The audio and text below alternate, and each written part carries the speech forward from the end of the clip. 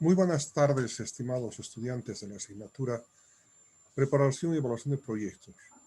Vamos a desarrollar, sí, la clase del día de hoy, pero antes de continuar quisiera que por favor haya un comprendido para escuchar, para tener conocimientos si ustedes tienen un audio adecuado.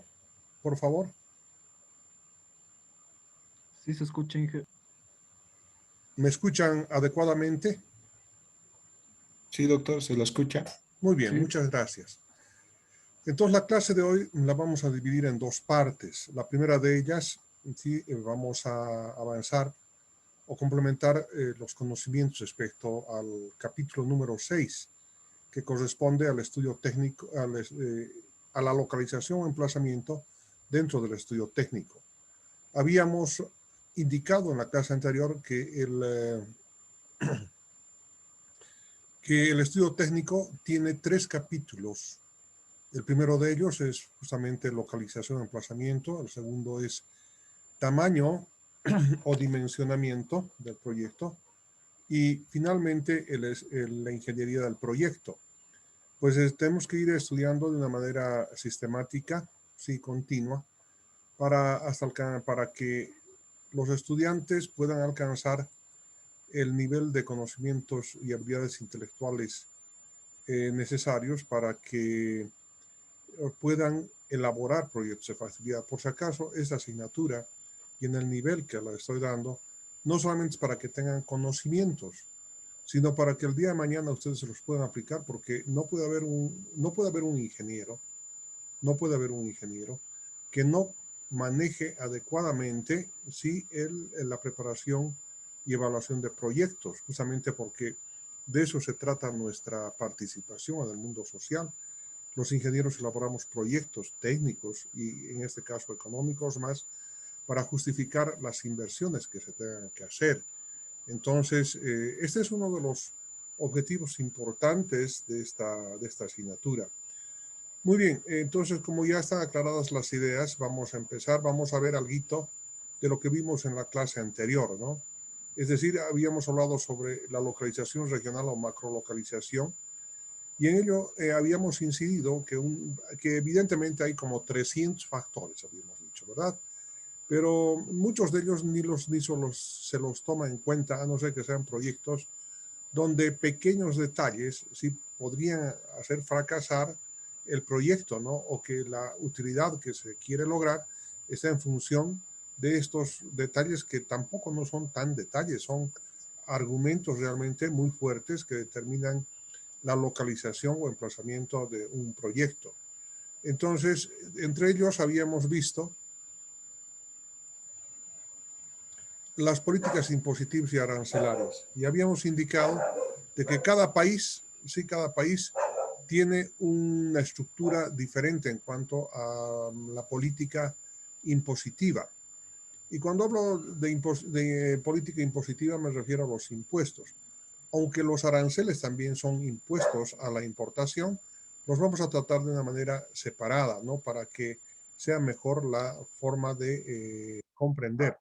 Entonces, impuestos a las actividades económicas que se realizan dentro del territorio y aranceles se va a referir al pago de impuestos que tienen que hacer los importadores por internar productos o servicios desde el exterior de nuestras fronteras hacia nuestro país. Entonces, esto es muy importante conocer porque todos los países tienen diferente tipo de políticas impositivas. Entonces, el conocimiento del IVA, del impuesto a las transacciones y otro tipo de impuestos más que se estén tomando en cuenta, entonces hay que conocerlos en detalle porque para que se puedan establecer los precios con fines de poder hacer cierto tipo de proyecciones sobre información que se tenga respecto a lo que habíamos visto. La disponibilidad de la materia prima es algo muy importante. Les había dado un ejemplo de la uva en la clase anterior y evidentemente es necesario conocer la disponibilidad y además las características de esa materia. No es lo mismo, ¿cierto?, una papa lisa que se produce aquí en el Altiplano de La Paz con una papa lisa que se produce en en el santuario, hay un santuario en la ciudad de Potosí donde realmente es la mejor papaliza que existe. En ese momento se me a Manquiri, de Manquiri, es la mejor papaliza.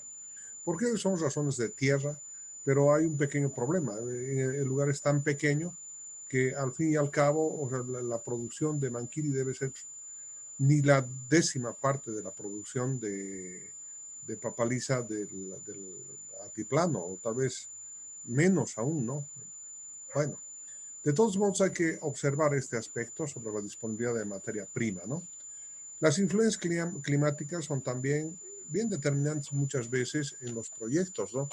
Porque pueden determinar la elevación de costos, ¿no? O por otra parte también puede ser una situación que implique un costo porque el lugar es muy frío y se necesita trabajar, por decirles, como temperatura promedio a unos 13 grados centígrados. Y ustedes dirán, nos está tomando el pelo. No, no es así. Miren, hace unos años atrás me enviaron a la ciudad de Cochabamba a ver el CIP de cueros de Pro Bolivia, y resulta que el cortador de cueros se había quemado. Y solamente la reposición de esas agujas para cortar los cueros costaba algo así como $35,000, eran de industria colombiana, bajo patente, por supuesto, de una empresa europea.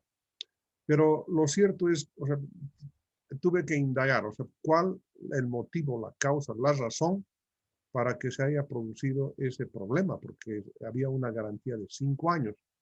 Entonces empezamos a analizar, estudiar todos los catálogos y detectamos de que esa máquina no podía trabajar como máximo 20 grados centígrados, así decía su catálogo. Probadas las temperaturas en la habitación que se encontraba el equipo, entonces las temperaturas subían entre el orden de 25 a 30 grados centígrados y además que había polvo, no lo habían sellado completamente. Entonces estos dos factores hicieron que fallase esa famosa cortadora de cueros en el CIP de Cochabamba.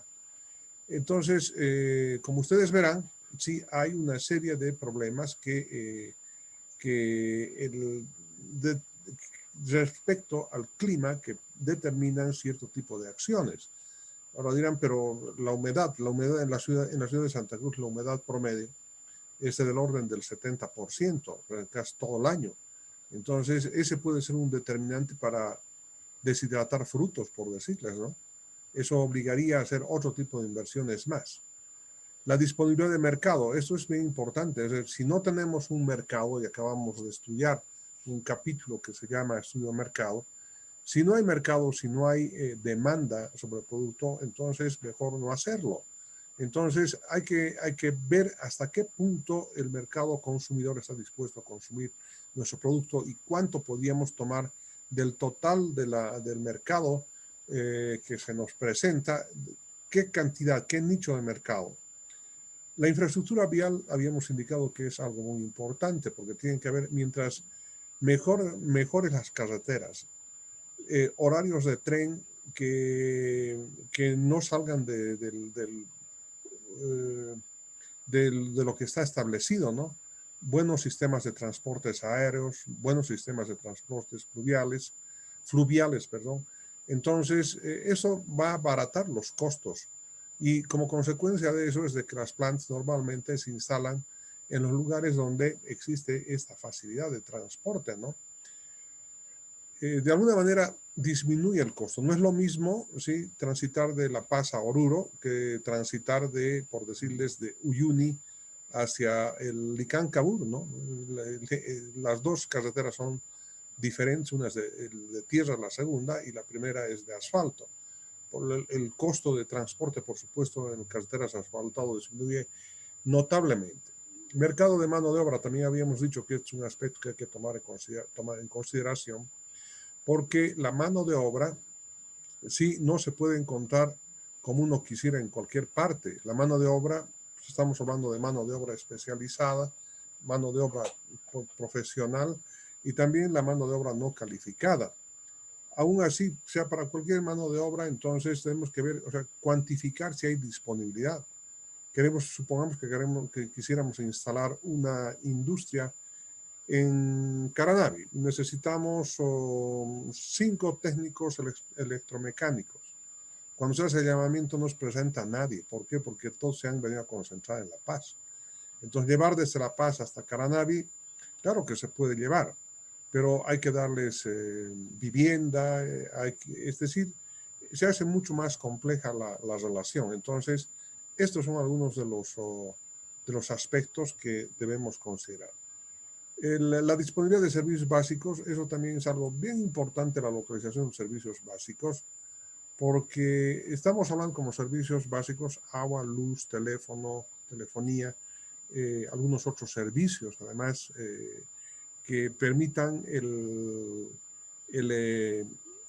un hábitat adecuado para los trabajadores de nuestra empresa, de nuestra industria, ¿no? Si no hay población civil que pueda proveer servicios de farmacia, médicos, etcétera, los trabajadores no van a ir a trabajar, ¿no? Porque se pueden enfermar, peor llevar a sus familias. Es por eso que les reitero, normalmente la industria se establece en los centros poblados, porque hay facilidad de esos servicios. Supongamos que sea la banca, ¿de acuerdo? O sea, una empresa que reciba los dineros a unos 150 kilómetros y tenga que trasladarse hasta la ciudad de Oruro, por decirles algo.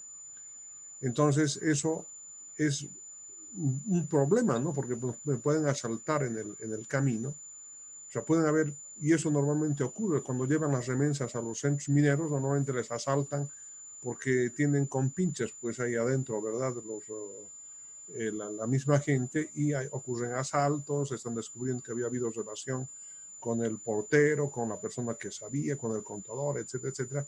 De todos modos dificulta, pero si hubiera un banco, entonces no creo que sea mayor dificultad llevar a una cuadra, llevar a 100.000 bolivianos o 200.000 bolivianos a la vez que sea necesario hacer retiro. El banco, la telefonía, hoy en día son definitivamente indispensables para todo esto. Pero de todos modos, el agua potable, por supuesto, la energía eléctrica estable, confiable, y otros servicios más son importantes. Entonces, desde el punto de vista macro regional, de la macro localización, hay que hacer ese tipo de consideraciones. Sin embargo, después de haber repasado esto que ya se dijo en la clase anterior, hoy en la clase de hoy vamos a hablar sobre la microlocalización. E indico que los elementos que se han tomado en cuenta en la macrolocalización también se vuelven a tocar dentro de la microlocalización. ¿Qué significa? Miren, ahí tienen ustedes un cuadro, una vista aérea, y estamos colocando ya dónde se va a instalar la industria o lo que queremos hacer, ¿no? En qué lugarcito exactamente allá en el plano. Supongamos que este sea el distrito 8 por la ciudad del Alto, y estamos indicando dónde debería ubicarse. Evidentemente, esto podría ser el resultado de la aplicación de la localización geográfica, que va a ser el punto que vamos a ver al finalizar este tema. Entonces, esta microlocalización, dice, representa una búsqueda de elementos de juicio que permitan la ubicación de la planta dentro de la región establecida. Ya la región es lo macro, ¿cierto? Ahora ya estamos ubicando un lugarcito geográfico donde tiene que estar establecida la industria. De manera pertinente se analizan los mismos factores estudiados en la elección de la región, pero ahora sobre las operaciones de la planta.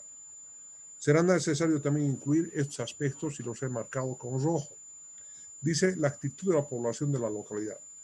Hay personas, hay lugares donde definitivamente no se va a poder hacer nada nunca.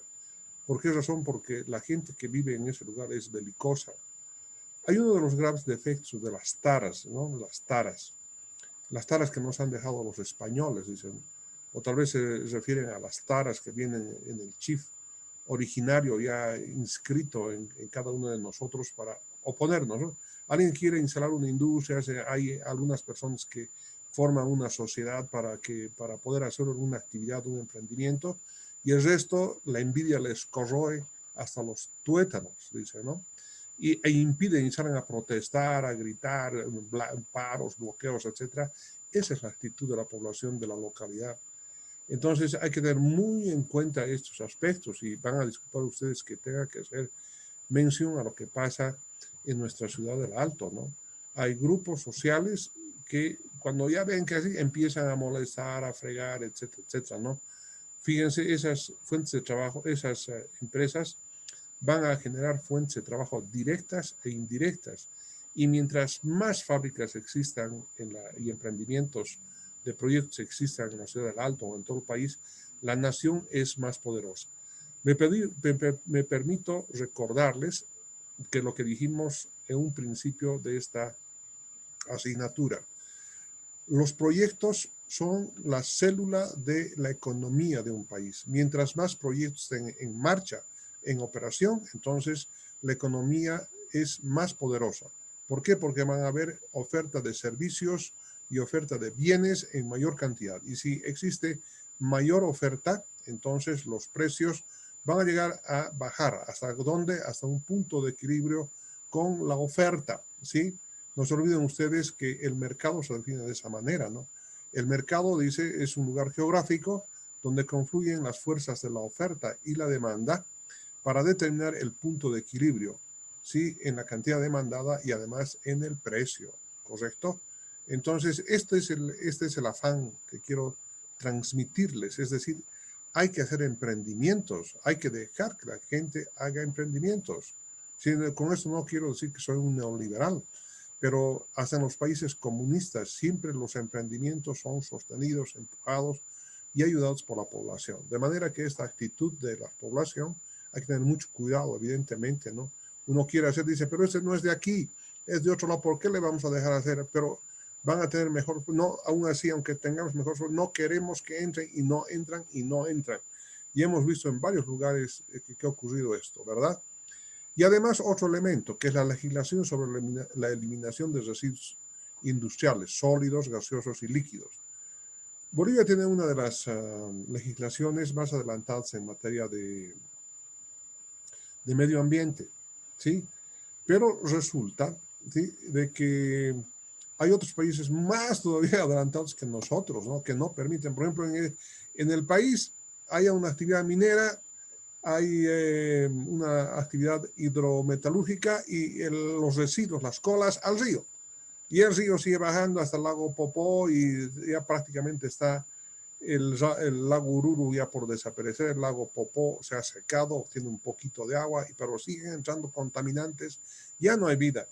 Eso en otros países, para empezar, aquí al lado nada más, en Chile, prohibidísimo bajo sanciones muy pecuniarias y además de cárcel y de verdad, ¿no? Porque sean mineros, o sea, los vamos a dejar que contaminen. En Chile, ¿sí?, los meten a la cárcel sin mayor dificultad una vez que se comprueba el delito. Está prohibido contaminar las aguas río abajo. Ellos tienen una legislación por delante de la europea en Chile. Cuidan mucho el medio ambiente. Entonces, cuando hagamos un proyecto de facilidad, tengamos mucho cuidado en no contaminar el medio en el que estamos con residuos sólidos, con residuos líquidos y con residuos gaseosos. Entonces, esto es algo muy importante tomar en cuenta. Y vamos a ver un poquito más después, por eso que he puesto con rojitos la actitud de la población, de la localidad y la legislación sobre la eliminación de residuos sólidos. Muy importante.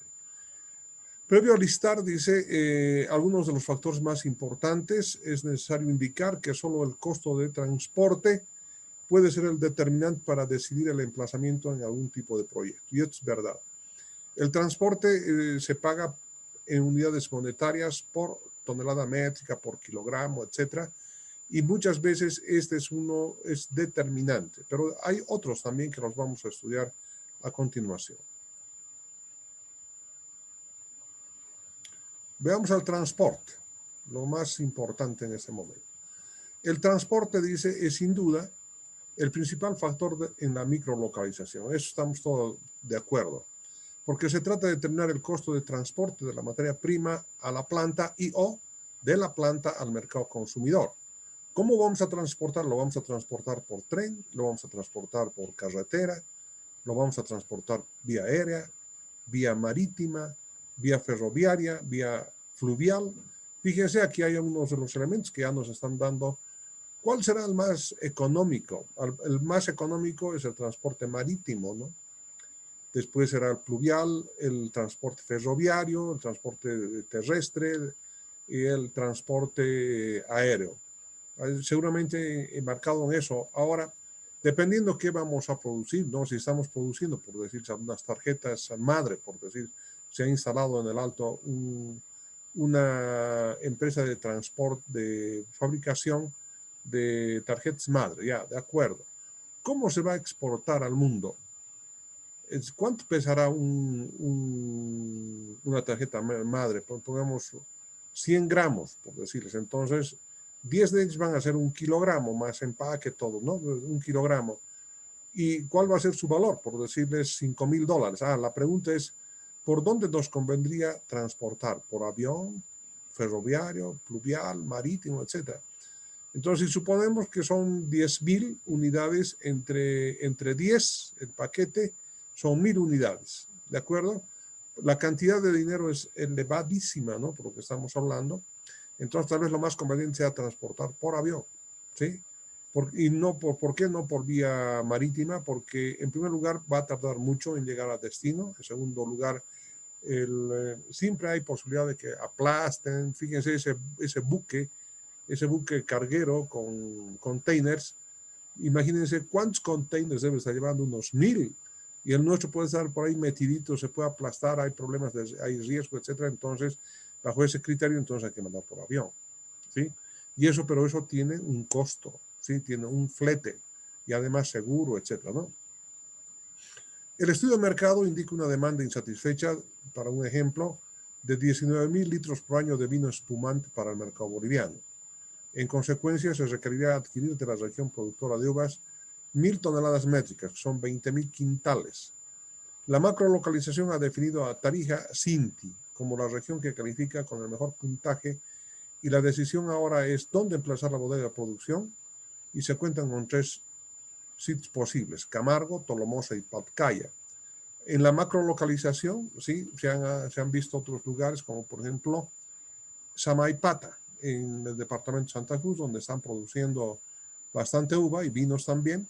Y la otra región es la región productora de aquí La Paz, en la provincia de Loaiza, en un famoso lugar, el Luribay, sí, correcto. Pero se han hecho los estudios, ¿sí? Y necesitamos 20,000 quintales. ¿Qué van a ver pues en Luribay 20,000 quintales? ¿No? Es difícil. Entonces hay que pensar en Camargo o en Tarija directamente, ¿no? Por eso se han tomado estos 3 sitios posibles por la microlocalización. Ya. En la macrolocalización salió Tarija-Sinti, que es una zona vitícola por tradición, y dentro de esta zona Tarija-Sinti estamos hablando en Camargo, Tolomosa y Patcaya. Estas dos últimas son poblaciones cercanas a Tarija, y Camargo es parte de Sinti, ¿no? Es de Nord-Sinti. En el siguiente cuadro, dice, se observan las distancias promedio desde los viñedos que pondrán a disposición de proyectos de producción de uvas. El costo promedio de uvas es de 3,000 bolivianos por tonelada métrica por 20 quintales, puesto en finca para Camargo, 2,850 para Tolomosa y 2,700 bolivianos por tonelada métrica para Patcaya. El flete es de 25 bolivianos por tonelada métrica /kilómetro para Camargo, 27 bolivianos tonelada métrica para la zona de Tolomosa y 20 bolivianos por tonelada kilómetro para la zona de Patcaya.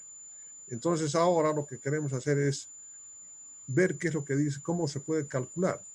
Entonces, cálculo del costo de materia prima. En primer lugar, son 3 sitios para la microlocalización: Camargo, Tolomosa y Patcaya.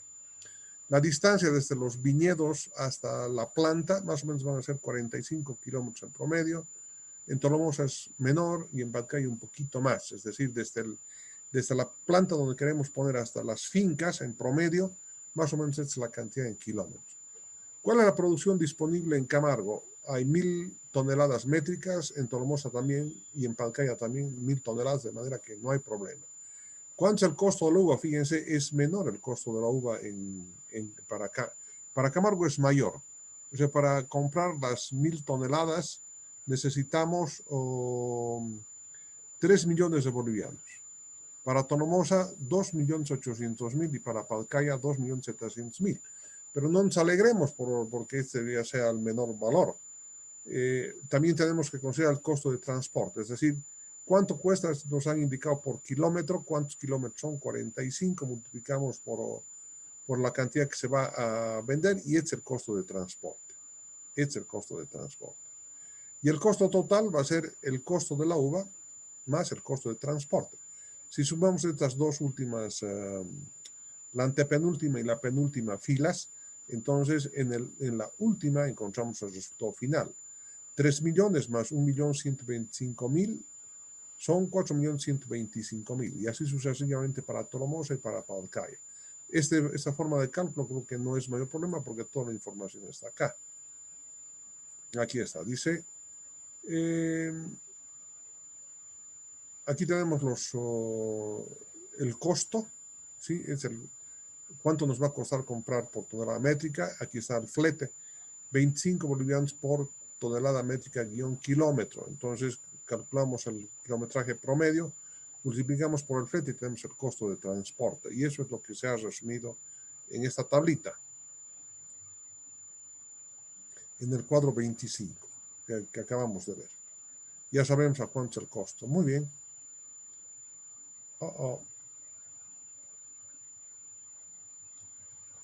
Aquí está, vamos a tener que eliminar una hojita. Por alguna circunstancia se ha llenado.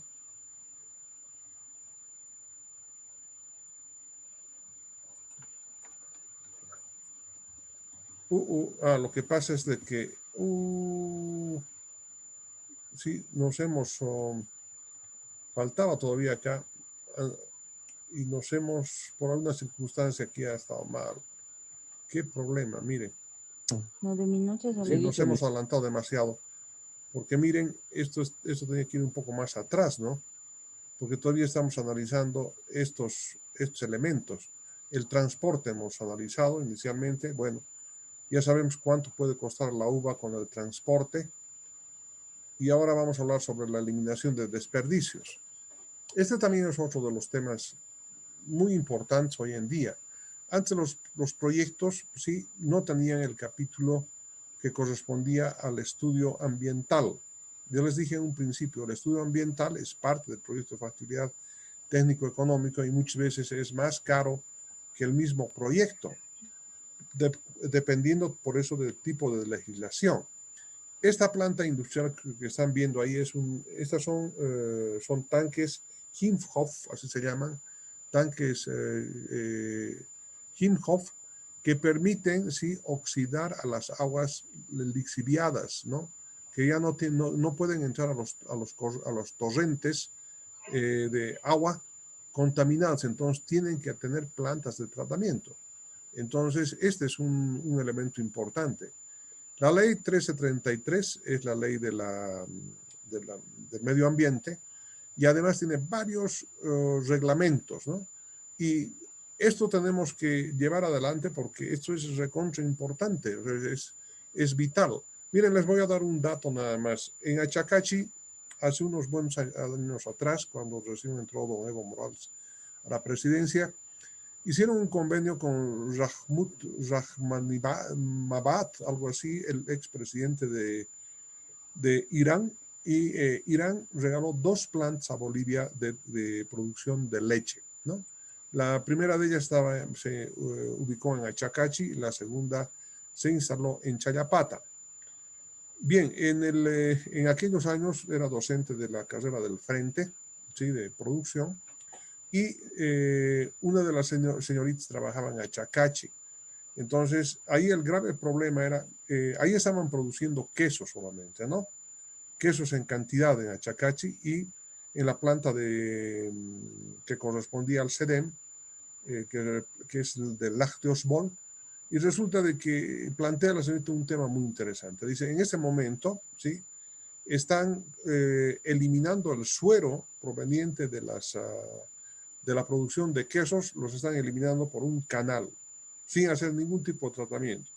¿Cuál era el problema? El problema es de que el aumento de la demanda de oxígeno, base de oxígeno, el DBO, había subido por los niveles inadecuados y estaba matando a la flora. ¿sí? Del lugar de los alrededores de la planta. Y estaban llegando los desechos a los torrentes de agua y bajando al lago Titicaca. Entonces ella planteó, la señorita planteó, que era la tesista, ¿sí? Dijo, hay que resolver este problema. Y la señorita resolvió el problema proponiendo, ¿sí?, de que con los residuos del suero de la producción del queso se elaboren jugos como los que produce Pilfrut, exactamente igual que Pilfrut. Y al parecer lo hizo, porque ya dejé de tomar contacto, le estoy hablando de aproximadamente unos 7 u 8 años atrás, pero conocí que que habían implementado esta plantita de producción de juguitos para el sector, pero fíjense, esa fue una buena forma de mitigar el problema de la emanación de residuos líquidos, ¿sí? Y lo mismo puede ocurrir con los residuos sólidos o con los residuos gaseosos. Entonces, esto es algo muy importante que hay que tomar en cuenta, ¿no? Bueno, seguiremos con estos aspectos. Estoy ahondando para que ustedes tomen en cuenta. Nuevamente, las condiciones de vida. Y miren, ahí les estoy colocando una fotografía que tal vez no venga aquí muy al caso, pero miren, en esta fotografía ustedes aquí en el centro comercial van a encontrar farmacias, comercio, escuelas, cuánta cosa, ¿no? Estas son las condiciones de vida.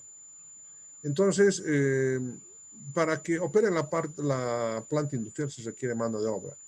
Y la mano de obra tiene que ir al lugar, ¿cierto? Pero en el lugar tiene que haber un centro poblado, porque si no hay centro poblado, entonces hay que construir campamento. Y construir campamento cuesta mucho dinero. Supongamos que sean 50 trabajadores, la ley nos obliga a construir adicionalmente una posta sanitaria, nos obliga a construir escuelas, y definitivamente eso puede ser tan oneroso para la empresa que quiere proponer el desarrollo minero, por decirse, del sector, que prácticamente no le va a ir muy bien, porque las personas también tienen necesidades, ¿no? Tienen familias, entonces no pueden ir a hacer ese tipo de servicio ahí como si fueran esclavos, ¿no? Entonces hay que tener mucho cuidado con esto. Las condiciones de vida son bien importantes. Entonces, una persona que se le dé la posibilidad, ¿quiere usted trabajar en la ciudad del Alto? ¿Quiere trabajar usted en la ciudad de Potosí? Por supuesto que va a preferir la ciudad del Alto, ¿no? Porque hay mejores condiciones de vida, eh, mayor, mayores posibilidades de desarrollo para sus propios hijos, etc. Entonces, estos son elementos bien importantes, la existencia de centros de recreación, ¿no? Que pueden ir desde bares, billares, centros nocturnos de diversión, etcétera, mercados, restaurantes, farmacias, hospitales, transporte, telecomunicaciones, entidades financieras y otros más, de los que ya hemos comentado a un inicio. Entonces, estas condiciones de vida también son importantes y hay que calificarlas. La actitud de la población con relación al proyecto, de eso también hemos hablado, los he comentado, de que aquí en Bolivia tenemos algunos defectos, son las taras, que algunos dicen, eso vienen de los españoles, dicen. Otros dicen, no, está en el chip genético de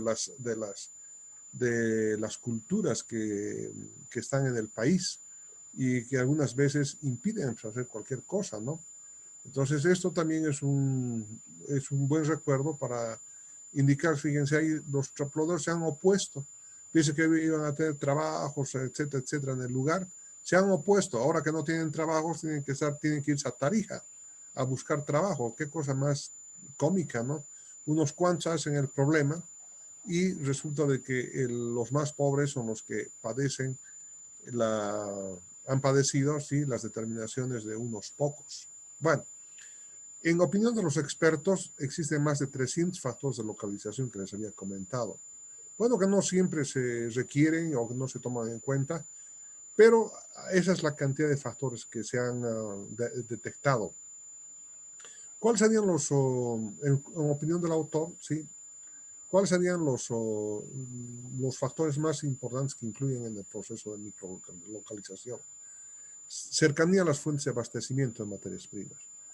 Costo y disponibilidad de los terrenos también, la topografía de suelos, la disponibilidad de calidad de los utilities, es decir, de los servicios, ¿no? Luz, agua, telefonía, espacio para la expansión de la planta, talleres de mecánica, carpintería, automotores y electrónica alrededor de la planta, ¿no? Servicios de educación y salud. Miren, estamos en plena producción, se ha roto una pieza y necesito hacer tornear otra. Si no estoy cerca a talleres donde puedan hacer, puedo paralizar la producción tranquilamente una semana. Pero si fuera el caso en la ciudad del Alto, yo creo que para el día siguiente ya está la pieza ya torneada, lista para ser reemplazada y continuar con la producción. La experiencia de los analistas es la que puede determinar, considerar todos los factores expuestos, parte de ellos, o tal vez incorporar otros, dice, en dependencia del tipo de proyecto. No existe, y digo así contundentemente, una regla que determine su utilización, sino la necesidad de estudiarlos para disminuir la incertidumbre y elegir un emplazamiento que mejor optimice la región y sitio de emplazamiento. Es razonable también considerar qué peso debe asignarse a cada uno de los factores analizados. Y en este afán de las consideraciones cualitativas es lo que vamos a estudiar a continuación. Entonces, a partir en el siguiente video, se acaba vamos a ver ya los métodos, ¿no? Métodos factores, el método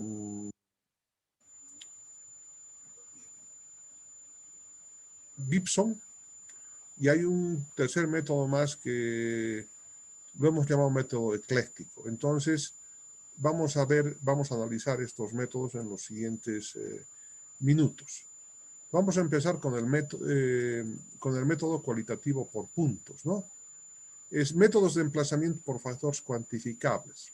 Desde aquí tenemos que cuantificar de alguna manera porque realizar así un análisis